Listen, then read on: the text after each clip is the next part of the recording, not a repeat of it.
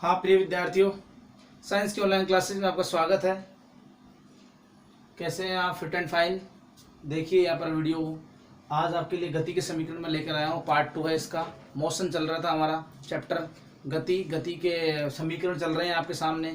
गति के 3 समीकरण हैं। यहाँ पर गति के हमारे पास 3 समीकरण बताता हूँ आपको। गति के 3 समीकरण न्यूटन ने दिए थे। ये नियम न्यूटन की गति के हैं। न्यूटन एक वैज्ञानिक था, उसने गति के 3 समीकरण दिए थे आपके। पहला समीकरण था v बराबर u प्लस ए टी। दूसरा समीकरण है आपका दूरी ज्ञात करने का, s बराबर U T plus 1/2 A T square. तीसरा समीकरण है v स्क्वायर बराबर यू स्क्वायर प्लस 2as। ये गति के 3 समीकरण हैं। इसकी सहायता से आपको न्यूमेरिकल आपके प्रश्न जो हल होंगे। प्रश्न में ये आपका u जो है इसको बोलते हैं प्रारंभिक वेग। प्रारंभिक वेग है। v है आपका अंतिम वेग। अंतिम वेग जब कोई वस्तु एक जगह से स्टार्ट होती है तो उसका प्रारंभिक वेग जो है ना वो 0 होता है। और जब वस्तु कब चलती है, विराम अवस्था से, विराम अवस्था में u का मान 0 होगा। और उसकी गति 30 किलोमीटर हो जाती है, 40 किलोमीटर हो जाती है, 50 किलोमीटर हो जाती है, तो उसका अंतिम वेग उसका v बाद में हो जाता है चेंज। 30 किलोमीटर, 40 किलोमीटर, 50 किलोमीटर, उसे कहते हैं अंतिम वेग। यदि कोई चलती हुई वस्तु पहले से ही चल रही है, 10 किलोमीटर प्रति घंटा चल रही है, कोई वस्तु चल रही है हमारी 10 किलोमीटर प्रति घंटा से, और वह वस्तु कुछ दूरी पर जाकर रुक जाती है, ब्रेक लगाने पर रुकती है, तो उसका अंतिम वेग हो जाता है 0। यहाँ पर वस्तु स्टार्ट हुई है, प्रारंभिक वेग है इसका, और इसका अंतिम वेग हो जाता है 0। यानी पहले से कोई वस्तु चल रही हो और वह वस्तु कुछ दूर जाकर रुकती है तो उसका अंतिम वेग हो जाता है 0। और यदि कोई वस्तु विराम अवस्था से चलना प्रारंभ करती है तो उसका प्रारंभिक वेग हो जाता है 0 और अंतिम वेग उसका कुछ वेग उत्पन्न कर लेती है, वेग प्राप्त कर लेती है वो वस्तु। अब दूसरा है ए। यहाँ पर ए आपका है त्वरण। ए क्या है? त्वरण। त्वरण आपका है वेग में परिवर्तन की दर। मैंने बताया था त्वरण को पिछले वीडियो में, आपने नोट किया होगा पिछले वीडियो में। आप वेग में परिवर्तन की दर त्वरण कहलाती है a = v - u/t। ये इसका स्ट्रक्चर बताया था मैंने आपको। और इसका जो इकाई थी मीटर प्रति सेकंड स्क्वायर थी, जिसे हम कहते हैं ms-2। मीटर प्रति सेकंड स्क्वायर इसका मात्रक है वेग का, त्वरण का। त्वरण वेग में परिवर्तन की दर त्वरण कहलाती है। तो मैंने आपको उसमें बताया था कोई वस्तु प्रारंभिक वेग इसका u है, यदि वह चलते चलते वस्तु वेग v प्राप्त कर लेती है और उसे t समय लगता है, यानी कोई वस्तु यहाँ पर स्थित है, यहाँ पर है, वो एक प्रारंभिक वेग u से चलना प्रारंभ करती है और अंतिम वेग यहाँ पर जाकर v प्राप्त कर लेती है, और यहाँ से यहाँ तक उसको चलने में उसको t टाइम लगता है, t समय लगता है। तो हम जब त्वरण इसका ज्ञात करते हैं तो वेग में परिवर्तन की दर यानी v - u/t, इस प्रकार हम त्वरण निकालते हैं इसका। प्रारंभिक अंतिम वेग माइनस प्रारंभिक बटे उसमें लगा समय, ये त्वरण ज्ञात होता है इसका ए। t4 हमारे पास टाइम आ गया। t का मतलब होगा समय। समय कोई वस्तु चलेगी तो उसमें 1 घंटा, 2 घंटा, 2 सेकंड, 3 सेकंड, 5 सेकंड, 10 सेकंड, जो भी टाइम लगेगा वो हमारा t4 टाइम है। तो इस प्रकार ये डेटा है इसके। और ये गति के 3 समीकरण है। आप उन तीनों को नोटिस करेंगे, देखेंगे। गति का पहला समीकरण v बराबर u प्लस ए टी। दूसरा समीकरण दूरी ज्ञात होती है इससे, दूरी s बराबर U T plus half A T square. तीसरा समीकरण है v स्क्वायर बराबर u स्क्वायर प्लस 2as। इनकी सहायता से न्यूमेरिकल ज्ञात करते हैं। इन्हें हम प्राप्त भी कर सकते हैं वेग समय ग्राफ से।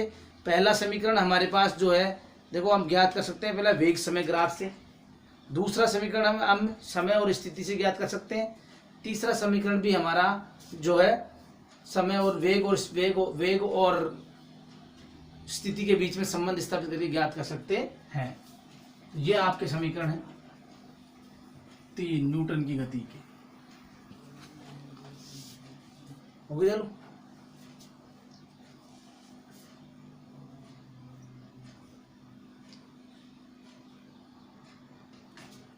वेग समय ग्राफ। आज देखिए विद्यार्थियों, ये आपके सामने एक वेग समय ग्राफ बना रहा हूं मैं। वेग इधर है, समय इधर है। वेग समय का ग्राफ है। कोई वस्तु है यहाँ पर जो प्रारंभिक वेग u से चल रही है, यहाँ पे यहाँ तक इसका प्रारंभिक वेग u है। उसके बाद इस वस्तु ने अपना वेग बदल लिया, वेग v हो जाता है। प्रारंभिक वेग कौन सा है? u। अंतिम वेग कौन सा है? v। और ये जो आपका समान वेग से चलती हुई वस्तु, जैसे यहाँ पर हमने 1 2 3 4 5 6 7 8 9 ऐसे बना लिए, यहाँ पर भी टाइम बना लिया हमने। तो ये वस्तु देखो समय t, यानी यहाँ पर जो समय लग रहा है उस पे वस्तु यहाँ पर है, यहाँ समय पे वस्तु यहाँ पर है, यहाँ से यहाँ पर है। इस प्रकार u u ऐसे इस प्रकार ये वस्तु चलती हुई हमारे यहाँ बी बिंदु पर पहुंच जाती है। वस्तु हमारी पहुंच जाती है बी बिंदु पर। तो देखिए यहाँ पर हमारे तय की गई दूरी निकालेंगे। पहला समीकरण तो मैंने बताया था आपको कि त्वरण बराबर v माइनस u बटे टी। ये त्वरण का सूत्र है आपका, वेग में परिवर्तन की दर। यहाँ से वज्र गुणा करते ही हमारे पास बन जाता है at बराबर v माइनस u। u का पक्षांतर इधर करते हैं, हमारे पास बच जाता है v और यहाँ u प्लस at हो जाता है। तो हमारे पास v बराबर u प्लस at। ये हमारी गति का पहला समीकरण तैयार हो जाता है। पहला समीकरण वेग में परिवर्तन की दर त्वरण कहलाती है। वेग में परिवर्तन की दर त्वरण कहलाती है। उसकी सहायता से हमारा पहला समीकरण बन जाता है v बराबर u प्लस at। दूसरे समीकरण के लिए हम दूरी ज्ञात करेंगे साहब, दूरी s। दूरी बराबर क्या है? जो वस्तु यहाँ से O से A पे जा रही है, A से हमारे पास वस्तु यहाँ पर B पर पहुंच गई है। तो यानी कि दूरी ज्ञात करने के लिए हमें OABC का क्षेत्रफल ज्ञात करना पड़ेगा। OABC का क्षेत्रफल, OABC का क्षेत्रफल ज्ञात करेंगे दूरी का। अब क्षेत्रफल के देखिए, सबसे पहले इसका डिवाइडेशन हो जाएगा। यहाँ पर ये हमारे पास एक एरिया, इसका ये आयत है, आमने सामने की भुजा बराबर है। तो OADC हमारे पास आयत है। क्या है? आयत का क्षेत्रफल, आयत का क्षेत्रफल प्लस ये हमारे पास एक त्रिभुज बन जाता है। त्रिभुज क्या बन जाता है? त्रिभुज। उसके बाद प्लस में आ गया त्रिभुज ADB का क्षेत्रफल, ADB का क्षेत्रफल। इन दोनों को क्षेत्रफलों को जोड़ने से हमारे पास में दूरी का सूत्र की उत्पत्ति हो जाएगी। स्ट्रक्चर पॉइंट आ जाएगा इसका, कंप्लीट हो जाएगा इसका।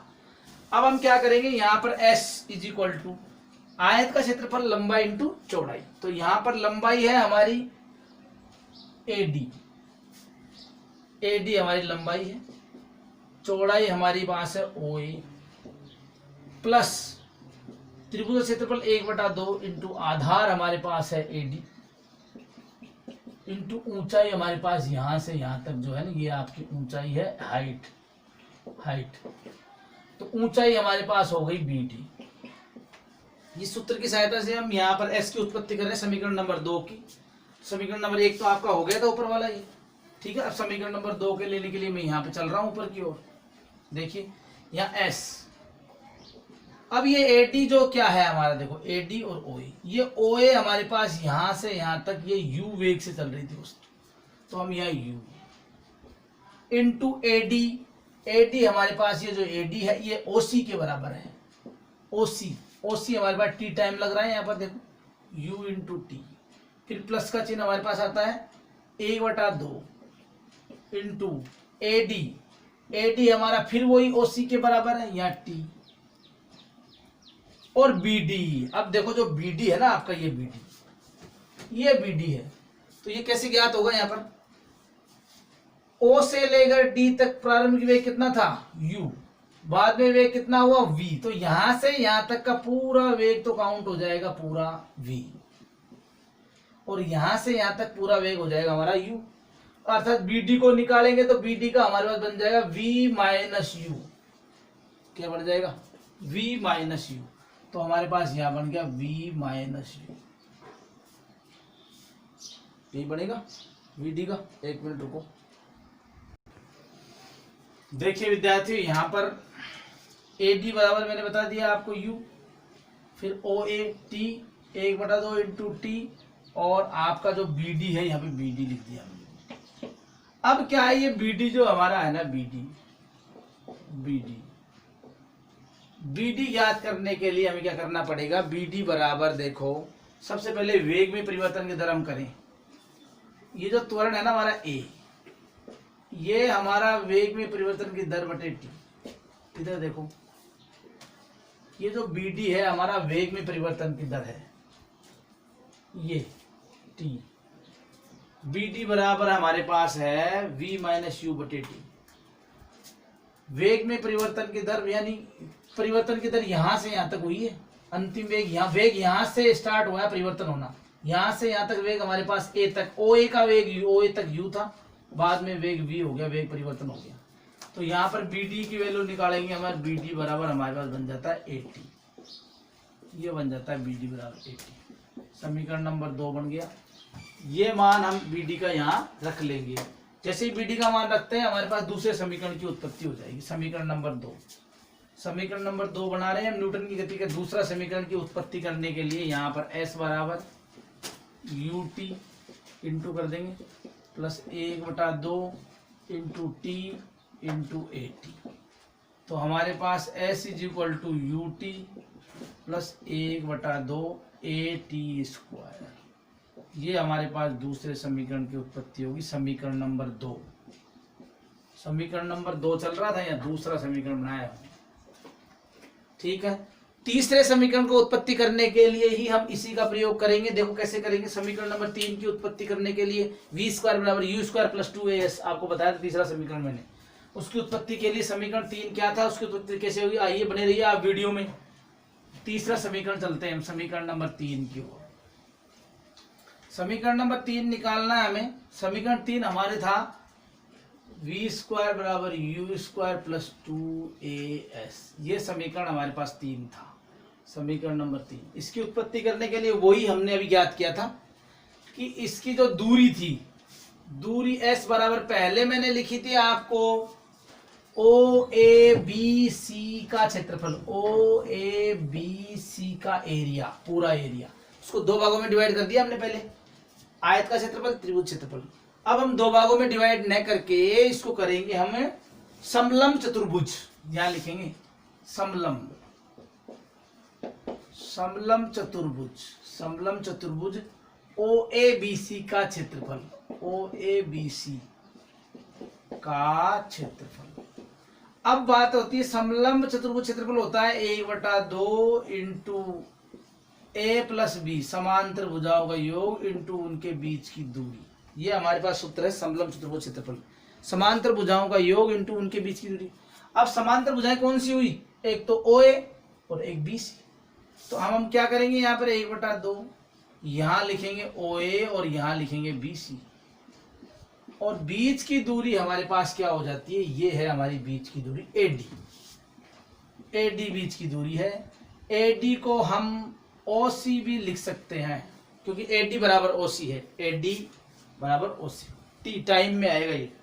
तो सबसे पहले हम यहाँ करते हैं 1/2, S बराबर 1/2, OA हमारे पास है U, ये OA, और BC का मान हमारे पास है पूरा कितना, BC हमारे पास था BC, और ये हमारे पास है T। हाँ जी विद्यार्थियों, देखिए अब OA का बता दिया मैंने आपको U, BC का V है, AD और OC मिलकर आपका T है यहाँ से। अब क्या करेंगे, यहाँ पे T की वैल्यू रखेंगे हम, T की। तो पहले हमने समीकरण बनाया था एक त्वरण A बराबर V माइनस U बटे T। त्वरण का सूत्र ध्यान रखना है, त्वरण वेग में परिवर्तन की दर। यहाँ से T का मान निकालेंगे तो T इधर चला जाएगा, A इधर आ जाएगा, तो हमारे पास जो T का मान हो जाएगा V माइनस U बटे A। इस मान को सेलेक्ट करके हम यहाँ रख देंगे टी की जगह। कहाँ रख देंगे? टी के स्थान पर। तो टी के स्थान पर रखने पर हमारे पास तीसरा समीकरण की उत्पत्ति हो जाएगी, समीकरण नंबर 3। तीसरा समीकरण जो न्यूटन का है उसकी उत्पत्ति हमारे पास कंप्लीट हो जाएगी। तो देखिए, अब बने रहिए आप वीडियो में। अब हमारे पास यहाँ पर दूरी का सूत्र बन रहा है, दूरी बराबर 1/2, यहाँ v माइनस यू इंटू हमारे पास था टी। टी की वैल्यू हम रख लेंगे यहाँ v, यहाँ प्लस था, सॉरी पहले प्लस v माइनस यू बटे यहाँ पर आ गया हमारे पास a। अब हमने गुणा किया इसको, तो 1/2 हमारे पास है, इन दोनों की गुणा करते ही हमारे पास बन जाएगा यहाँ v² माइनस u² बटे हमारे पास a है। तो s बराबर हमारे पास नीचे बन गया 2a और ऊपर बन गया v² माइनस u²। इसकी गुणा इधर करेंगे, वज्र गुणा करेंगे, तो यहाँ बन जाएगा v² माइनस u² बराबर 2as और u² का कर देंगे पक्षांतरण, तो v² बराबर u² प्लस 2as। इस प्रकार हमारे तीसरे समीकरण की उत्पत्ति है, यहाँ पर बता दी मैंने आपको। गति के 3 समीकरण हैं, इनकी उत्पत्ति हुई है, इनकी सहायता से न्यूमेरिकल ज्ञात होंगे। न्यूमेरिकल देखें, आपकी किताब में न्यूमेरिकल हैं। एग्जाम्पल नंबर 1 विद्यार्थी देखिए आप, इससे संबंधित न्यूमेरिकल्स कैसे हैं, क्वेश्चन कैसे पुटअप होंगे। आपके सामने बोर्ड पर आपको क्वेश्चन नजर आ रहा होगा। एक क्वेश्चन देखिए, एक रेलगाड़ी है जो विराम अवस्था से चलना प्रारंभ करती है। विराम अवस्था का मतलब पहले रुकी हुई थी, क्या थी? रुकी हुई थी। तो एक रेलगाड़ी विराम अवस्था से चलना प्रारंभ करती है। देखिए प्रश्न की ओर, और 5 मिनट में 72 किलोमीटर प्रति घंटा का वेग प्राप्त कर लेती है। 5 मिनट में 72 किलोमीटर का वेग प्राप्त कर लेती है, 5 मिनट में, ठीक है। तो मान ले कि त्वरण एक समान है इसका, मान ले त्वरण इसका एक समान त्वरण से चल रही है, तो ज्ञात करना है हमें त्वरण, और इस वेग को प्राप्त करने के लिए रेलगाड़ी द्वारा तय की दूरी। तो पहला हमें ज्ञात करना है इसमें त्वरण, क्या ज्ञात करना है? त्वरण। और दूसरा हमें इसमें ज्ञात करना है आपके साथ दूरी। क्या ज्ञात करना है? दूरी। बहुत ही आसान है, बिल्कुल आसान, सिंपल है बिल्कुल एकदम। पहला ज्ञात करना है आपको त्वरण, क्या ज्ञात करना है? त्वरण। दूसरा दूरी। तो आपने प्रश्न पढ़ा होगा, विराम अवस्था से चल रही थी गाड़ी, कहां से? विराम अवस्था से। जब इस सवाल को हल करेंगे हम क्वेश्चन को, तो हमारे पास प्रारंभिक वेग u का मान कितना हो जाएगा? 0, यानी पहले गाड़ी कैसी थी? रुकी हुई थी, तो प्रारंभिक वेग कैसा हो गया? 0। उसके बाद वो चल रही थी, उसका अंतिम वेग हो गया 72 किलोमीटर प्रति घंटा। कितना हो गया? 72 किलोमीटर प्रति घंटा। और ये जो आपका वेग हुआ है, इसमें टाइम लगा है 5 मिनट। टी फॉर टाइम है 5 मिनट। कितना समय लगा है? 5 मिनट। अब देखो यहाँ पर चाल किसमें है? किलोमीटर प्रति घंटा में, और यहाँ समय कितना है? 5 सेकंड है। इसको हम बदलेंगे आपका, तो किलोमीटर प्रति घंटा को चेंज करने के लिए 5/18 से गुणा करते ही मीटर प्रति सेकंड में कन्वर्ट हो जाएगी चाल। समय हमारा मिनट में है, चाल हमारी किलोमीटर प्रति घंटा है। इस चाल को कन्वर्ट कर लिया हमने मीटर प्रति सेकंड में। किसमें कर लिया? मीटर प्रति सेकंड में। तो जैसे ही हम गुणा कर भाग देते हैं इसका 4 बार जो है, तो हमारे पास जो v का मान है ना, वो बन गया 20 मीटर प्रति सेकंड। और हमारा जो टाइम था वो 5 मिनट को हम 60 से गुणा करके हम कर लेंगे 300 सेकंड, क्योंकि इसकी इकाई दोनों की समान होनी चाहिए, सेकंड। अब हम ज्ञात कर रहे हैं साहब त्वरण। क्या ज्ञात कर रहे हैं? त्वरण। सिंपल है, त्वरण का सूत्र त्वरण बताया था, a बराबर v माइनस यू बटे टी। वेग में परिवर्तन दर त्वरण कहलाती है। तो यहाँ पर वेग देखो, अंतिम वेग कितना है? 20 मीटर प्रति सेकंड, ये अंतिम वेग हमारा। माइनस प्रारंभिक वेग कितना है? 0 बटे टाइम कितना है हमारे पास? 300 सेकंड।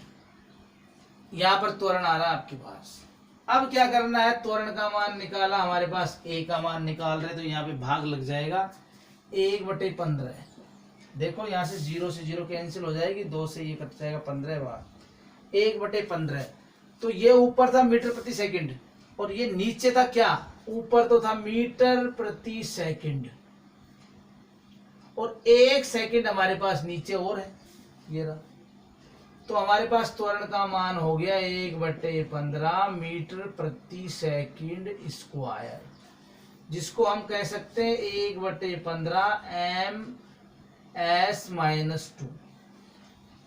ये हमारे पास त्वरण का मान ज्ञात हो गया। आप समझ गए होंगे विद्यार्थी त्वरण कैसे ज्ञात हुआ है। विरामावस्था में गाड़ी थी, एक बार दोबारा देख ले। विरामावस्था में प्रारंभिक वेग 0, अंतिम वेग 72 किलोमीटर प्रति घंटा, टाइम था 5 मिनट। इसको चेंज कर लिया हमने, 5 में 18 से गुणा करने पर मीटर प्रति सेकंड में चेंज हो जाता है। जब इसको चेंज कर लिया सेकंड में, तो इसको भी सेकंड में बदल लेंगे हम, 60 से गुणा करें 300 सेकंड हो जाएगा। सूत्र हमारे पास है त्वरण का v-u/t, त्वरण में सेट कर देंगे सूत्र को, त्वरण का मान आ जाएगा हमारे पास कंप्लीट। आइए उदाहरण नंबर 2 की ओर चलते हैं। देखो विद्यार्थियों, दूरी ज्ञात करनी है हमें। प्रारंभिक वेग हमारे पास u बराबर 0 था, अंतिम वेग v बराबर हमारे पास बन गया था 20 मीटर 20 मीटर प्रति सेकंड, 20 मीटर प्रति सेकंड बन गया था। और हमारे पास त्वरण का मान आया था 1/15 मीटर ms-2, ये त्वरण का मान आया था। हमें दूरी ज्ञात करनी है। दूरी s, दूरी के 2 सूत्र है हमारे पास। देखो, एक तो था हमारे पास v² बराबर u² प्लस 2as, इसकी सहायता से हम ज्ञात कर सकते हैं। दूसरा सूत्र है हमारे पास s बराबर ut प्लस हाफ at², उससे भी ज्ञात कर सकते हैं। दोनों सूत्र आप काम में ले सकते हैं, कोई सा सूत्र आपके पास काम में लो। दूसरा है आपका s बराबर ut प्लस हाफ at², ये आपके पास 2 सूत्र है। इनकी सहायता से, किसी भी सहायता से आप t4 टाइम हमारे पास है 6.30, 300 सेकंड का समय भी हमारे पास दिया हुआ है। देखो ये सूत्र कब लगेगा, प्रारंभिक वेग यस, समय यस, ए का मान अभी निकाला था पहले वाले सवाल में, टी का मान हमारे पास है। तो ये दोनों सूत्र कैपेबल है इसके लिए हैं। तो हम देखो s बराबर निकालेंगे 0 × 300 प्लस 1/2 इंटू ए का मान 1/15 इंटू टी स्क्वायर 300 इंटू 300, ये है हमारे पास। तो विद्यार्थी यहाँ पे 0 हो जाता है हमारे पास, यहाँ प्लस का चिन्ह हो जाता है। ये हमारे पास कट जाएगा 300 का 15 दूनी 30, 20 बार कट जाता है। ये 2 से हमारे पास 10,000 कट जाता है। तो हमारे पास 300 इंटू 10 बराबर ये मीटर में आ जाएगा। हमारे पास आ गया 3000 मीटर। इसको हम 1000 से डिवाइड करके किलोमीटर में चेंज कर सकते हैं, बराबर 3 किलोमीटर, यानी उसकी दूरी बन गई 3 किलोमीटर। कितनी बन गई, 3 किलोमीटर। यानी वो रेलगाड़ी जो है आपकी 5 मिनट में 3 किलोमीटर की दूरी तय कर लेगी। इस प्रकार आपका न्यूमेरिकल्स है, इसको देखिए समझे, आप बुक को लेकर अच्छी तरह प्रयास करें, आपको न्यूमेरिकल पूरे आते जाएंगे। बिल्कुल टफ नहीं, वेरी इजी है, सिंपल है। देखिए विद्यार्थियों, अब एक एग्जाम्पल और मैं आपके सामने प्रस्तुत कर रहा हूँ। एग्जाम्पल नंबर 2 आपको बोर्ड पर देखिए क्वेश्चन नजर आ रहा होगा, बोर्ड पर आप देखिए क्वेश्चन की ओर।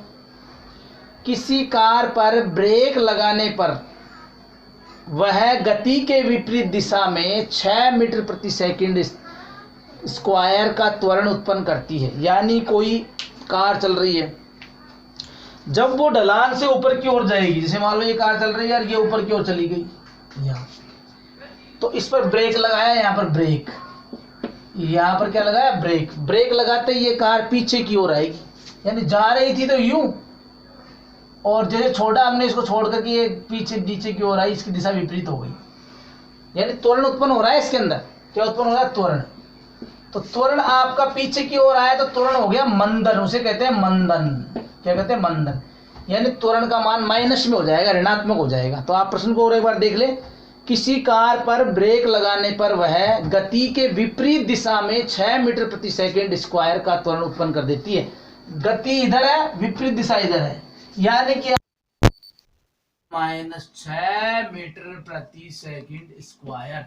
ध्यान देना, त्वरण का मान कितना है। और यदि कार ब्रेक लगाए जाने पर 2 सेकंड में का समय लेती रुकने में, तो आपका T4 टाइम जो है आपका वो हो गया 2 सेकंड का टाइम। 2 सेकंड में रुकती है वो पीछे की ओर आकर के, समय 2 सेकंड में है। तो उसके तो उसे उसके समय में तय की गई दूरी गणना करनी है, आपको दूरी निकालनी है। यहाँ पर क्या निकालनी है? दूरी। तो आपको ज्ञात करनी है विद्यार्थियों दूरी, यानी एस ज्ञात करनी है। अब एस ज्ञात करने के लिए क्या करना पड़ेगा आपको? देखो त्वरण आपके पास दिया हुआ है। अब ये जो गाड़ी चल रही थी उसका प्रारंभिक वेग हमें पता नहीं है क्या था कोई, यानी कार चल रही थी, ब्रेक लगाया, ब्रेक लगाकर रुक गया, रुक कर वो कार पीछे की ओर आई, पीछे की ओर आने पर विपरीत दिशा हुई, विपरीत दिशा होते ही त्वरण का मान ऋणात्मक हो गया और 2 सेकंड में वो गाड़ी रुकी है। तो प्रारंभिक वेग हमें पता नहीं था, तो वो प्रारंभिक वेग ज्ञात करने के लिए हम गति का पहला समीकरण आप काम में लेंगे, उससे प्रारंभिक वेग होगा, अंतिम वेग इसका 0 हो जाएगा।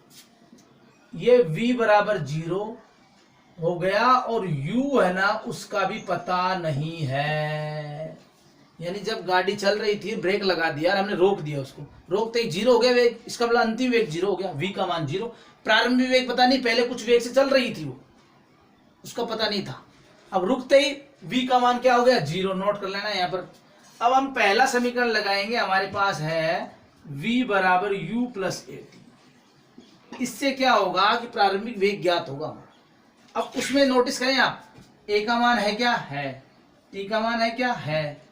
v का मान है क्या? है। तो किसका मान ज्ञात होगा? u का। तो v का मान 0, u प्लस a का मान -6 मीटर प्रति सेकंड स्क्वायर और t का मान हमारे पास है 2 सेकंड। 2 सेकंड। तो हमारे पास क्या हो जाएगा? यहाँ 0, यहाँ u और यहाँ पे 6 दूनी 12। अब सेकंड हमारे पास नीचे और है, मीटर प्रति सेकंड ऊपर है, तो हमारे पास यहाँ पर क्या होगा? ये सेकंड से 1 सेकंड कैंसिल हो जाएगी यहाँ पर, तो हमारे पास 12 मीटर प्रति सेकंड आ गया। अब क्या होगा कि इस u को इधर लाएंगे तो माइनस का हो जाएगा u और माइनस का हो जाएगा 12 और मीटर प्रति सेकंड, माइनस से कौन कैंसिल हो जाएगा और u का मान आ गया 12 मीटर प्रति सेकंड।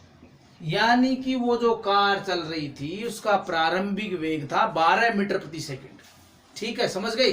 अंतिम वेग होगा 0, क्योंकि रुक गई, जहां रुकेगी वहां 0, विराम अवस्था चलेगी तो भी 0। इस बात का आप नोट करना, न्यूमेरिकल को अच्छी तरह से पढ़ना, समझ में आ जाएगा आपका। अब हम निकाल रहे हैं दूरी। क्या निकाल रहे हैं? दूरी। दूरी के लिए सूत्र था हमारे पास, बताया था मैंने आपको। इधर कर सकता हूं मैं दूरी, बिटाऊं? देखो ये हमारे पास आ गया आपका। अब मैं यहाँ दूरी के लिए आपको दूरी का बता रहा हूं। दूसरा दूरी s बराबर मैंने बताया था आपको ut plus half at square, ये सूत्र था दूरी का। अब ध्यान दे विद्यार्थियों, दूरी निकालनी, u का मान है अभी निकाला u का मान 12, t का मान ये रहा, a का मान है, t का मान है, तो सारे डेटा हमारे पास कंप्लीट है। s का मान आ जाएगा, बिल्कुल जल्दी से बने रहिए आप। यहाँ पर u का मान देखो कितना था, u का मान था 12 इंटू t का मान था 2 प्लस 1/2, a का मान हमारे पास है -6 और यहाँ पर हमारे पास t का मान है, t स्क्वायर है, t स्क्वायर का मतलब यहाँ पे 2 का स्क्वायर। ठीक है, तो यहाँ तो हो गया 24, 12 दूनी 24, देखो 12 दूनी 24 हो गया और प्लस 1/2 और ये 6 2 दूनी 4, 4 चूँकि माइनस के हो गए 24 s बराबर। तो यहाँ पर हमारे पास 24, यहाँ से कैंसिल होकर हमारे पास आता है -12, यहाँ बचता है 12 और s बराबर 12। दूरी होगी 12 मीटर की। कितनी होगी? 12 मीटर की दूरी होगी। ठीक है विद्यार्थियों, यानी कार रुकने से पहले 12 मीटर की दूरी तय करेगी। यानी जब ब्रेक लगाया ना उसने, उसको ब्रेक लगाकर मंदन उत्पन्न हुआ, यानी वो कार जो है ना यहाँ से पीछे की ओर आई, यूं, ये पीछे की ओर जो कार आई थी यहाँ पहले कार यूं जा रही थी आगे की ओर, जब पीछे की ओर आएगी तो यहाँ से यहाँ तक ब्रेक लगाने पर वह कम से कम इतनी दूरी पर 12 मीटर की दूरी पर रुकेगी। ठीक है विद्यार्थियों, उम्मीद करता हूँ कि आपको वीडियो ये पसंद आया होगा। लाइक करें, इसको अच्छी तरह देखें, समझें और प्रयास करें, अच्छी तरह मेहनत करें। न्यूमेरिकल से घबराना नहीं है, आपको कोशिश करना है, ट्राई करना है, बार बार प्रयास करना है, किताबों को लेना अपने सामने और उस पर जूझना है और मेहनत करनी है उसके अंदर। ठीक है, मिलते हैं अगले वीडियो में। Okay, best of luck.